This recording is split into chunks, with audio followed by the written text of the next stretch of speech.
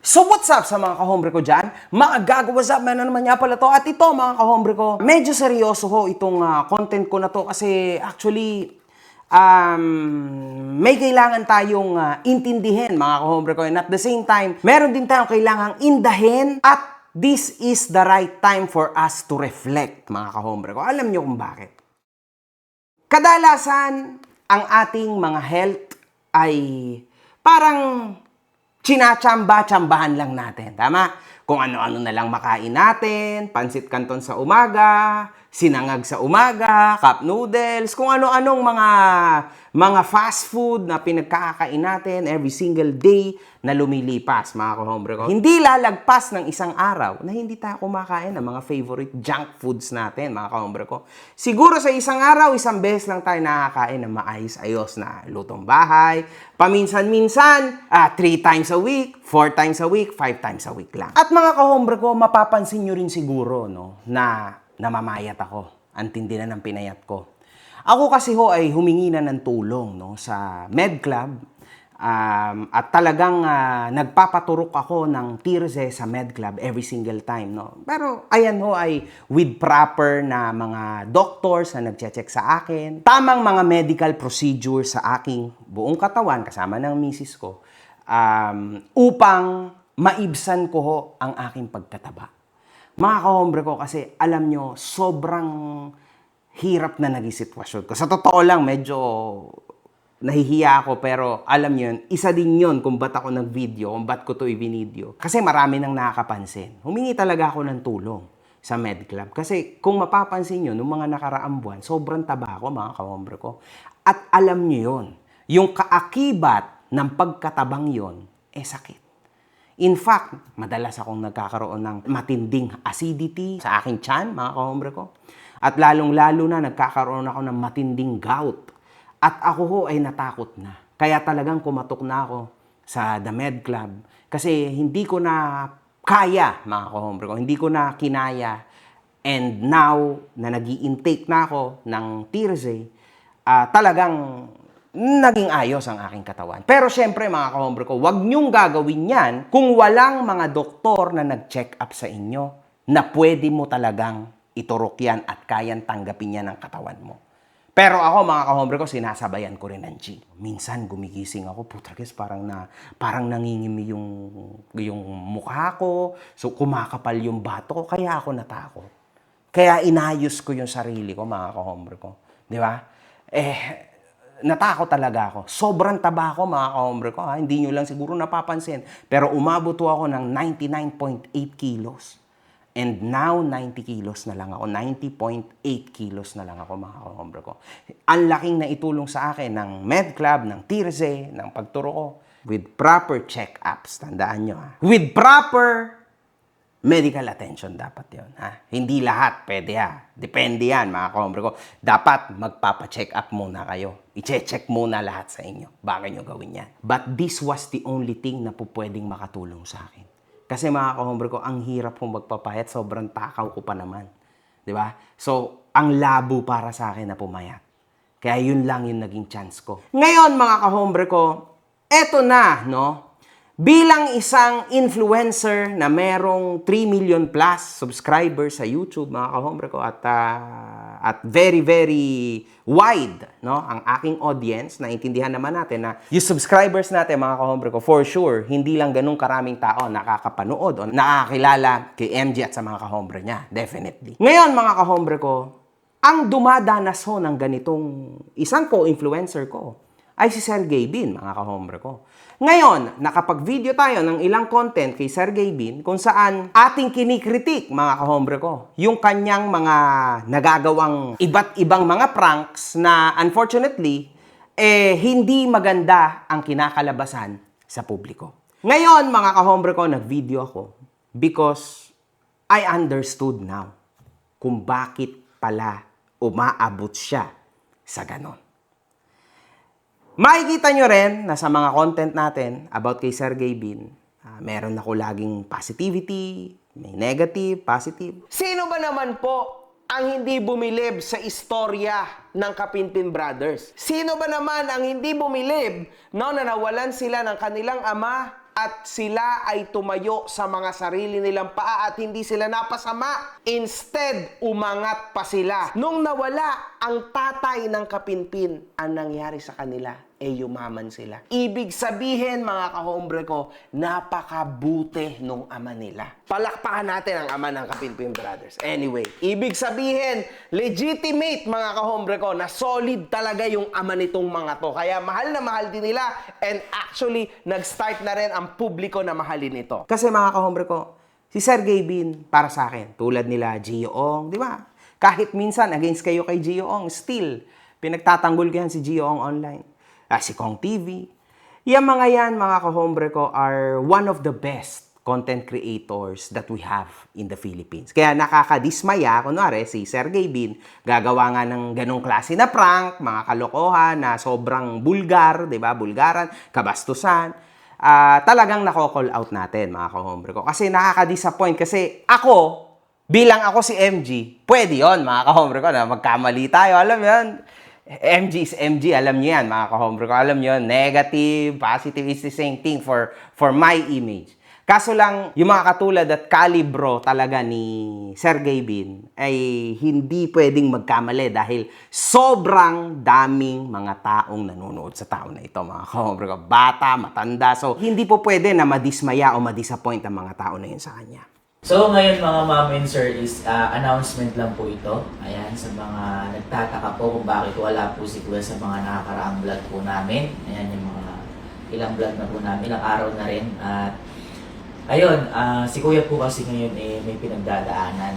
Ayan, sa pinaka-best term po is hindi po okay si Kuya. Hindi okay.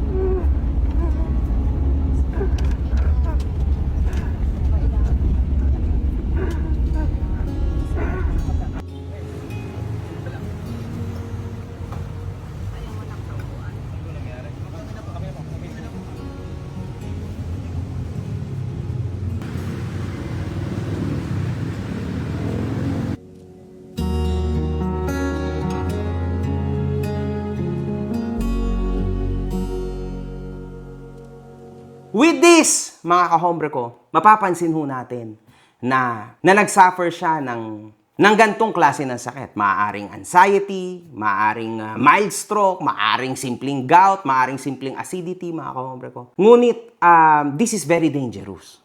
Alam niyo naman yan. Kaya siguro siya nadala rin sa hospital kasi hindi na kinakaya ng kanyang katawan. Mga kahombre ko, this is very dangerous. Ngayon, babalikan natin. Marami tayong pagkikritik sa kanya sa mga nakaraang videos ko. Ngayon, naintindihan na natin. Galing mismo sa bibig ng kanyang nanay, mga kahombre ko, na mukhang napagod na si Sergey Bin.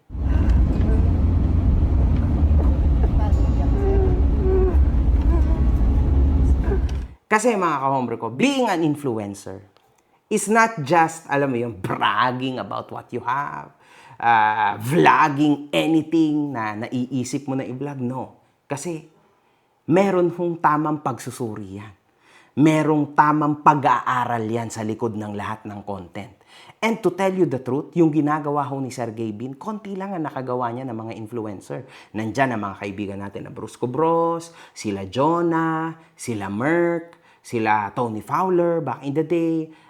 Marami pang mga influencers, sila Kong TV, na nakakayanan hong gawin back in the day yung tinatawag na daily vlog, mga kahombre ko. Diba? Ang Brusco Bros, daily dose of good vibes. Yan. Mga kahombre ko, hindi ho madali yun, for your information. Lalo na yung mas stable ng ganon, yung views nila, sobrang hirap po yun. Now, to be in that level, pinag-iisipan talagang content, mga kahombre ko. At yung pag-iisip doon ay ibang klase. Maaaring may halong stress pa yon kasi baka nagawa na ba natin tong content na to? Alam niyo yan, mga kahombre ko. May ganyan din hong mga questionnaires.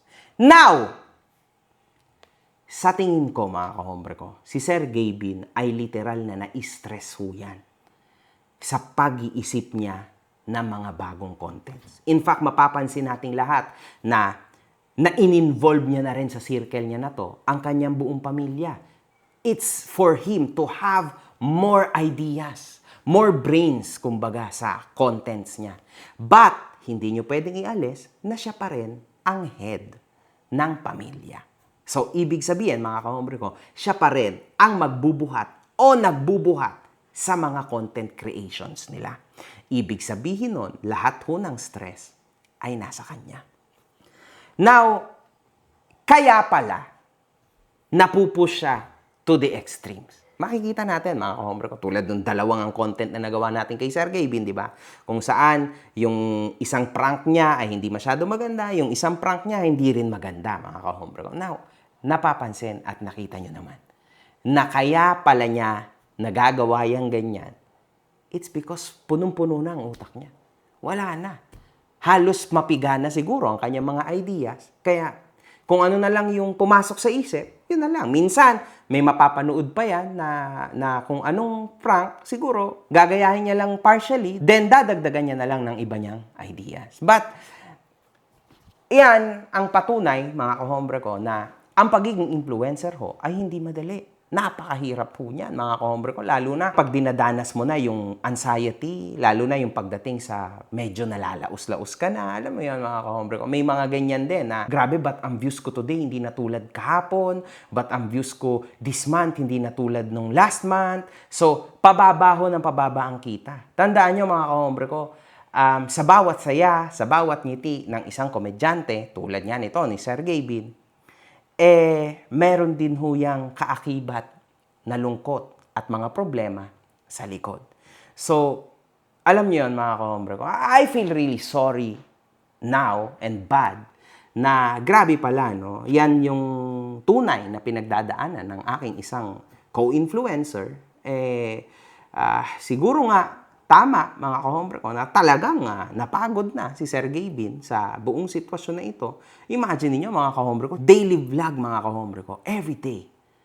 Pero in fairness, mga kahombre ko, ganun siyang kasigasig talaga. Di ba?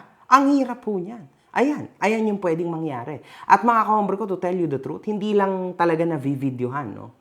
Pero even ako, pumasok din ako sa ganyan, sa depression moments ko noon. Lalo na nung naalala nyo naman na wala ako ng 2 taon, pumasok ako sa matinding depression. Nalaos talaga ako. And then, talagang tinrabaho ko ulit ngayon. Kaya kahit papaano, tinatry ko ang best ko na makapag-daily commentating na contents para at least malabasan ko, maibsan ko yung lungkot ko. Kasi minsan kapag nakikita ko na, one day, 2 days ago na yung upload ko, pucha, nalulungkot ako. Bilang influencer, mga kamre ko, ganyan yon. Sometimes, it's not all about the money. Yan ang totoo dyan. Totoo, mga kamre. Tulad nitong video na to, walang ads, di ba?